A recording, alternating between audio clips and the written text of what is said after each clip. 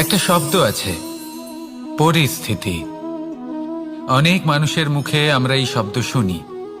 জীবনে যখন অসফল হই, দুঃখ আসে, সংকট আসে, কোনো বিপদ ঘনিয়ে আসে, তখন সমস্ত দোষ আমরা পরিস্থিতির ওপর চাপিয়ে দিই। আর দেখতে গেলে কোথাও না কোথাও ঠিকই করি। এই পরিস্থিতি প্রত্যেক দিনের মতো পাল্টাতে থাকে, কিন্তু এই দিন, এই রাত, এমন কেউ আছেন যিনি এর ওপরেও নিয়ন্ত্রণ সাধন করেন, আর তিনি হলেন সূর্য। ঠিক সেই রকমই আমাদের জীবনেও সূর্য হলো এই মন। যদি এই মনের উপর আমরা নিয়ন্ত্রণ করতে পারি, তাহলে আমরা জীবনকেও নিয়ন্ত্রণ করতে পারবো। প্রথমে এই মনের রাজা হয়ে উঠতে হবে।